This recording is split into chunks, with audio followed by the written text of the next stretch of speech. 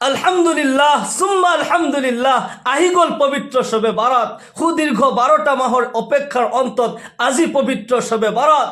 আজি পৃথিবীর প্রান্তে প্রান্তে অগণন বান্দাই আল্লাহর ইবাদতত মগ্ন হয়ে থাকিব, কিয়নো এই রাতি বান্দার ভাগ্যলিপি তৈয়ার করা হয়। এটা বছর আপুনি ক'ত যাব, কি কৰিব, কি খাব, কি পিন্ধিব, আপুনি কিমান টকা ইনকাম কৰিব, সকলো কিছুৰ বাজেট এই ৰাতি তৈয়াৰ কৰা হয়। আল্লাহু আকবাৰ।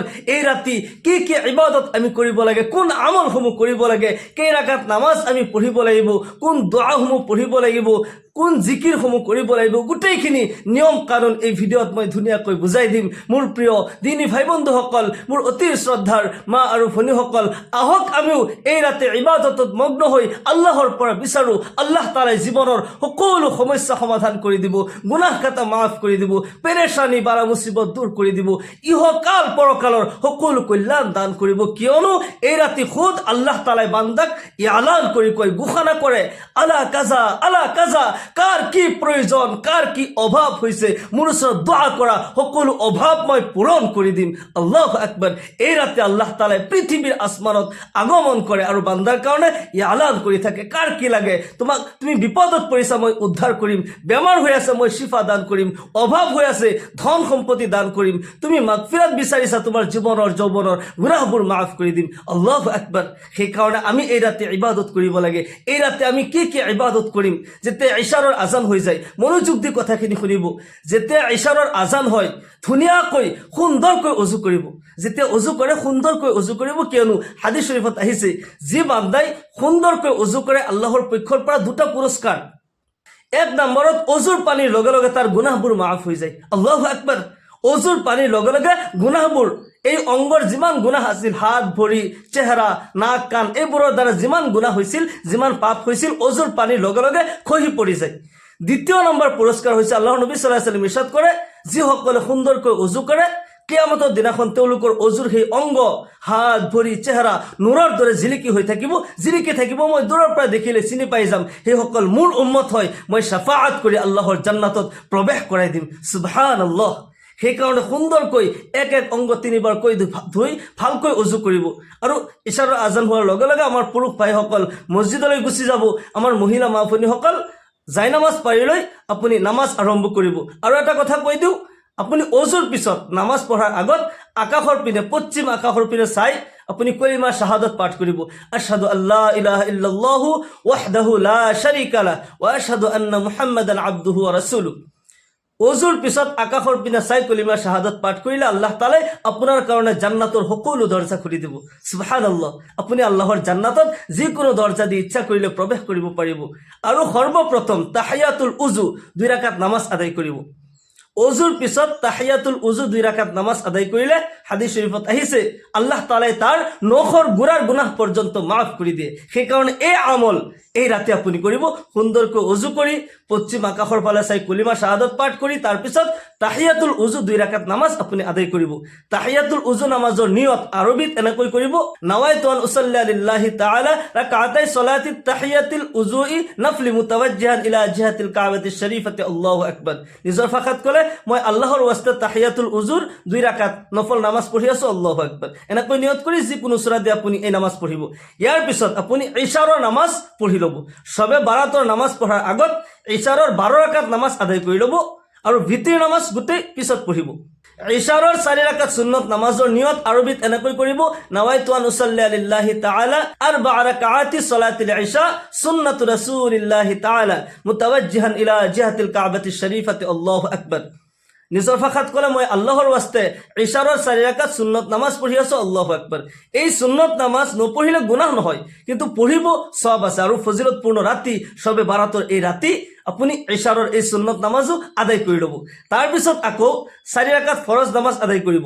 ইশাৰৰ 4 ৰাকাত ফৰজ নামাজৰ নিয়ত আৰবিত এনেকৈ কৰিব, নাৱাইতু আন উছল্লি লিল্লাহি তাআলা 4 রাকাতি সলাতিল ইশা ফরদুল্লাহি তাআলা মুতাওয়াজ্জিহান ইলা জিহাতিল কাবাতিশ শরীফাতি আল্লাহু আকবার। অসমীয়াত ক'লে, মই আল্লাহৰ ওয়াস্তে ইশাৰৰ 4 ৰাকাত ফৰজ নামাজ আদায় কৰি আছো, আল্লাহু আকবাৰ। এনেকৈ নিয়ত কৰি প্ৰথম 2 ৰাকাতত সূৰা ফাতিহাৰ পিছত অন্য সূৰা মিলাব, বাকি 2 ৰাকাতত অকল সূৰা ফাতিহা পঢ়িব। আৰু আগৰ যি সুন্নত 4 ৰাকাত পঢ়িব, সুন্নতৰ 4 ৰাকাততে সূৰা ফাতিহাৰ পিছত অন্য সূৰা মিলাব লাগিব। ইয়াৰ পিছত ফৰজৰ পিছত 2 ৰাকাত সুন্নত আৰু 2 ৰাকাত নফল নামাজ। এই নামাজখিনি নিয়ত মই কৈ দিছোঁ। সুন্নত 2 ৰাকাতৰ নিয়ত এনেকৈ কৰিব, নাৱাইতু আন উছল্লি লিল্লাহি তাআলা ৰাকাতাই সলাতিল ইশা সুন্নাতু ৰাসূলিল্লাহি তাআলা মুতাওয়াজ্জিহান ইলা জিহাতিল কাবাতিশ শৰীফাতি আল্লাহু আকবাৰ। আৰু নফল 2 ৰাকাতৰ নিয়ত আৰবিত কৈছোঁ, নাৱাইতু আন উছল্লি লিল্লাহি তাআলা রাকাতাই সলাতিল ইশা নাফলি মুতাওয়াজ্জিহান ইলা জিহাতিল কাবাতিশ শরীফাতি আল্লাহু আকবার। এনেকৈ নিয়ত কৰি যিকোনো সূৰা দি আপুনি এই নামাজ আদায় কৰি ল'ব। ইশা নামাজৰ পিছত আপুনি শবে বাৰাতৰ নামাজ আৰম্ভ কৰিব। শবে বাৰাতৰ নামাজ কেই ৰাকাত পঢ়িব লাগে এইটো কোনো নিৰ্দিষ্ট নহয়। আমাৰ কিছু আকাবিৰ সকলে 12 ৰাকাতৰ এটা নিয়ম বান্ধি দিছিল। আচলতে সাধাৰণ মানুহে নাজানাৰ কাৰণে যে তেওঁলোকে কেই ৰাকাতনো নামাজ পঢ়িব, কেনেকৈনো পঢ়িব লাগে। আচলতে শবে বাৰাতৰ নামাজৰ তাদাদ মুতায়িন নহয় কেই ৰাকাত নামাজ আপুনি পঢ়িব। যিমান ইচ্ছা আপুনি এই ৰাতি বেছি বেছি নফল নামাজ পঢ়িব। আমাৰ আকাবিৰ সকলে 1000 ৰাকাতলৈকে নফল নামাজ পঢ়িছিল। আপুনি কমসে কম 12 ৰাকাত নামাজ আদায় কৰিব আৰু 2 ৰাকাত কৰি নিয়ত কৰি আপুনি এই নামাজ পঢ়িব লাগিব। শবে বাৰাতৰ 2 ৰাকাত নফল নামাজৰ নিয়ত আপুনি এনেকৈ কৰিব। আৰবিত মই কৈছোঁ, তাৰপিছত অসমীয়াত কৈ দিম। আৰবী নিয়ত এনেকৈ কৰিব, নাৱাইতু আন উছল্লি লিল্লাহি তাআলা ৰাকাতাই সলাতি লাইলাতিল বাৰাতি নাফলি মুতাওয়াজ্জিহান ইলা জিহাতিল কাবাতিশ শৰীফাতি আল্লাহু আকবাৰ। অসমীয়াত ক'লে মই আল্লাহৰ ওয়াস্তে শবে বাৰাতৰ 2 ৰাকাত নফল নামাজ পঢ়ি আছোঁ, আল্লাহু আকবাৰ। এনেকৈ নিয়ত কৰিব। আমাৰ মহিলা মা ভনীসকল কান্ধলৈকে হাত উঠাই চিনাৰ ওপৰত হাত ৰাখি দিব আৰু আমাৰ পুৰুষ ভাইসকলে কাণৰ লঠি বৰাবৰ হাত উঠাব লাগিব আৰু নাভিৰ তলত হাত বান্ধিব লাগিব। ইয়াৰ পিছত সানা পঢ়িব, আউযুবিল্লাহ বিসমিল্লাহ সূৰা ফাতিহা পঢ়ি অন্য যিকোনো সূৰা আপুনি মিলাব পাৰে। মনত ৰাখিব, শবে বাৰাতৰ নামাজ যিকোনো সূৰা দি আপুনি পঢ়িব পাৰে, 1 নম্বৰ কথা। দ্বিতীয় কথা হৈছে যে আপুনি সূৰা ইখলাছ দিও এই নামাজ পঢ়িব পাৰে। সূৰা ইখলাছৰ ফজিলতৰ উদ্দেশ্য কৰি যদি আপুনি প্ৰতি ৰাকাতত সূৰা ইখলাছ, সূৰা ফাতিহা পঢ়াৰ পিছত সূৰা ইখলাছ 3 বাৰ অথবা 10 বাৰকৈ যদি পঢ়ে তেতিয়াহ'লে এনেকৈও আপুনি নামাজ পঢ়িব পাৰে।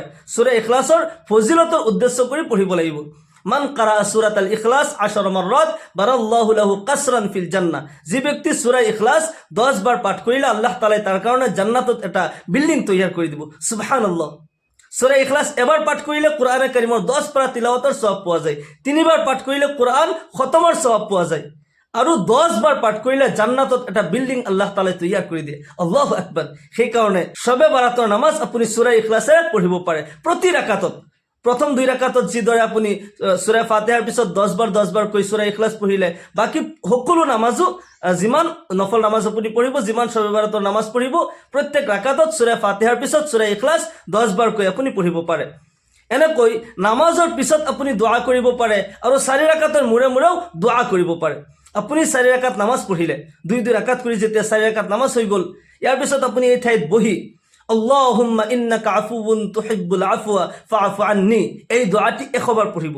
ইয়াৰ পিছত আপুনি জিকিৰ কৰিব, সুবহানাল্লাহ সুবহানাল্লাহ 100 বাৰ, আলহামদুলিল্লাহ 100 বাৰ, আল্লাহু আকবাৰ 100 বাৰ, লা ইলাহা ইল্লাল্লাহ 100 বাৰ, আস্তাগফিৰুল্লাহ আস্তাগফিৰুল্লাহ 100 বাৰ, দুৰূদ শৰীফ সাল্লাল্লাহু আলাইহি ওয়াসাল্লাম 100 বাৰ। এনেকুৱা জিকিৰ কৰিব। তাৰ পিছত আপুনি হাত তুলি দোয়া কৰিব। এই ৰাতি বেছি বেছি দোয়া কৰিব লাগে। আৰ দোয়া ও মুখুল ইবাদা, দোয়া হইছে ইবাদতৰ মগজু, শ্ৰেষ্ঠ ইবাদত। আমি বেছি বেছি দোয়া কৰিব লাগে। লা ইয়ারুদ্দুল কাজা ইল্লা দোয়া ওয়া লা ইয়াজিদু ফিল উমর ইল্লা আল বির। ভাগ্য পরিবর্তন নহয় দোয়া ব্যতীত, আৰু বয়স বৃদ্ধি নহয়, আয়ুষ বৃদ্ধি নহয় নেকি ব্যতীত, পুণ্য ব্যতীত। ইয়াৰ মতলব হৈছে, নাসাই শৰীফৰ ৰিওয়ায়াত হয়, এই হাদিসৰ মতলব হৈছে যে দোয়াৰ দ্বাৰা ভাগ্য পৰিবৰ্তন হৈ যায় আৰু নেক আমলৰ দ্বাৰা বয়স বৃদ্ধি হয়, জীৱনত বৰকত হয়। ফৰ এক্সাম্পল, আপুনি ভ্ৰমণত আছে অথবা আপুনি ক'ৰবাত গৈ আছে, ৰাস্তাত এক্সিডেণ্ট আছে, আপোনাৰ এক্সিডেণ্ট হ'ব, কিন্তু আপুনি গৈ থাকোঁতে ৰাস্তাত কোনো এক ভিখাৰীক আপুনি সহায় কৰিলে, কোনো পগলাক আপুনি সহায় কৰিলে, কিবা খানা খুৱাইছে, কিবা টকা পইচা দিলে, কোনো মছজিদত আপুনি দান কৰিলে। এই যে নেক আমল আপুনি ৰাস্তাত কৰিছে, এই নেক আমলৰ দ্বাৰা আপোনাৰ যি এক্সিডেণ্ট হ'ব লাগে, এক্সিডেণ্ট যদিও হৈ যায়, যিমানখিনি মেজৰ হ'ব লাগে সেইখিনি নহয়, আল্লাহ তাআলাই ৰহমত কৰিব। কাৰোবাৰ দোৱা আপুনি ল'লে, সেই দোৱাৰ দ্বাৰা আপোনাৰ ভাগ্য সলনি হৈ যাব। আপুনি কিবা নেক আমল কৰিলে, কাৰোবাৰ দোৱা ল'লে, মছজিদত দান কৰিলে, এই নেক আমলৰ কাৰণে আপোনাৰ যদি এক্সিডেণ্টত মেজৰ এক্সিডেণ্ট আছিল, তাতে হালকা হ'ব, হয়তো ছাল বাকলি যাব পাৰে। এক্সিডেণ্ট যদিও হয়, ছাল বাকলি যাব, অলপমানতে আপুনি বাচি যাব। আপুনি ক'ব, ইয়া আল্লাহ, আপুনি মোক ৰক্ষা কৰিলে, আপুনি মোক বচালে। আচলতে আপুনি যে নেক আমল কৰি থৈ আহিলে, কিবা নেক আমল কৰিলে, ভাল কাম কৰিলে, কাৰোবাৰ দোৱা লৈ আহিছিলে, সেই কাৰণে আপোনাক আল্লাহ তাআলাই হেফাজত কৰিছে। যিমানখিনি হ'ব লগা লিখনি আছিল সেই বস্তুটো যদিও হৈছে কিন্তু সিমানখিনি হোৱা নাই, আল্লাহ তাআলাই আসান কৰিছে। নেক আমলৰ দ্বাৰা আয়ুস বৃদ্ধি হয় আৰু দোৱাৰ দ্বাৰা ভাগ্য পৰিৱৰ্তন হৈ যায়। এই ৰাতি পবিত্ৰ শবে বাৰাত, এই ৰাতি আল্লাহ তাআলাই বান্দাৰ ভাগ্যলিপি তৈয়াৰ কৰে। এই ৰাতি বেছি বেছিকৈ আল্লাহৰ ওচৰত আমি বিচাৰিব লাগিব। নেক আমল কৰি আমি সদকা খাইৰাত কৰি কোনো গৰীব দুখীয়াক আমি দান কৰিব লাগে, মছজিদত দান কৰিব লাগে আৰু আল্লাহৰ ওচৰত দোৱা কৰিব লাগে। মনৰ আশাবোৰ আল্লাহ তাআলাই পূৰা কৰি দিব। যিবোৰ সপোন পূৰা হোৱা নাই, আধৰুৱা হৈ আছে, জীৱনত আমি সাকসেস হ'ব পৰা নাই, আল্লাহ তাআলাৰ ওচৰত দোয়া কৰোঁ। এই ৰাতি বেছি বেছি ইবাদত কৰি আল্লাহৰ ওচৰত দোয়া কৰিলে আল্লাহ তাআলাই নিশ্চয় দোয়া কবুল কৰিব, মনৰ আশাবোৰ পূৰ্ণ কৰি দিব। সবে বাৰাতৰ নামাজ আপুনি যিমান বেছি পাৰে এই ৰাতি নফল নামাজ পঢ়িব, জিকিৰ কৰিব, তসবিহ তাহলিল কৰিব, বেছি বেছি দুৰুদ শৰীফ পাঠ কৰি থাকিব আৰু এই ৰাতি বিশেষকৈ তাহাজ্জুদৰ নামাজ মিছ নকৰিব। তাহাজ্জুদৰ নামাজ ৰাতি ঈশা নামাজৰ পিছৰ পৰা ফজৰ আগলৈকে গোটেই ৰাতিৰ ভিতৰত আপুনি তাহাজ্জুদৰ নামাজ পঢ়িব পাৰে।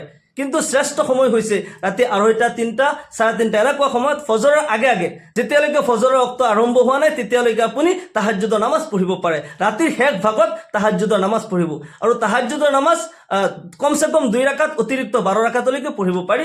আল্লাহৰ নবী সাল্লাল্লাহু আলাইহি ওয়াসাল্লামে তাহাজ্জুদৰ নামাজ 8 ৰাকাত পঢ়িছিল, বেছিভাগ ৰিৱায়াতত আহিছে। সেইকাৰণে আপুনি 8 ৰাকাত তাহাজ্জুদৰ নামাজ পঢ়িব, যিকোনো সূৰা দি এই নামাজ পঢ়িব পাৰে। আৰু তাহাজ্জুদৰ নামাজৰ নিয়ত আৰবিত এনেকৈ কৰিব: নাওয়াইতু আন উসাল্লি লিল্লাহি তাআলা রাকাতাই সালাতি তাহাজ্জুদি নাফলি মুতাওয়াজ্জিহান ইলা জিহাতিল কাবাতিশ শরীফাতি আল্লাহু আকবার। নিজৰ ভাষাত ক'লে মই আল্লাহৰ ওয়াস্তে তাহাজ্জুদৰ 2 ৰাকাত নফল নামাজ পঢ়ি আছো। তাহাজ্জুদৰ নামাজ আপুনি 8 ৰাকাত পঢ়িব, 2 ৰাকাত কৰি নিয়ত কৰি এই নামাজ পঢ়িব আৰু যিকোনো সূৰা দি তাহাজ্জুদৰ নামাজ পঢ়িব পাৰে। আৰু যদি আপুনি ভাবে যে সূৰা ইখলাছ দি তাহাজ্জুদৰ নামাজ পঢ়ো, সবে বাৰাতৰ নামাজ যিদৰে সূৰা ইখলাছ দি পঢ়িছো এনেকৈ তাহাজ্জুদৰ নামাজো পঢ়িব পাৰো, কোনো অসুবিধা নাই। আৰু তাহাজ্জুদৰ নামাজ পঢ়ি আল্লাহ তাআলাৰ ওচৰত দোয়া কৰিব। এই ৰাতিটো, গোটেই ৰাতিটো আল্লাহ তাআলাই বান্দাৰ কাৰণে অফাৰ দিয়ে, বান্দাক এলান কৰি থাকে কাৰ কি প্ৰয়োজন হৈছে, কাৰ কি অভাৱ হৈছে, মোৰ ওচৰত দোয়া কৰা। সেইকাৰণে আমি এই ৰাতি বেছি বেছি ইবাদত কৰি আল্লাহ তাআলাৰ ওচৰত যদি আমি বিচাৰিব পাৰোঁ, জীৱন পৰিৱৰ্তন হৈ যাব, ইহকাল পৰকালৰ সকলো কল্যাণ আল্লাহ ৰাব্বুল আলামিন দান কৰিব। মহান আল্লাহ তাআলাই আমাক সকলোকে এই ৰাতি বেছি বেছি ইবাদত কৰি আল্লাহ তাআলাৰ খুশনদী হাসিল করার তৌফিক দান করুক। সকলকে আল্লাহুম্মা আমিন। ওয়া আখিরু দাওয়ানা আলহামদুলিল্লাহি রাব্বিল আলামিন। আসসালামু আলাইকুম ওয়া রাহমাতুল্লাহি ওয়া বারাকাতুহু।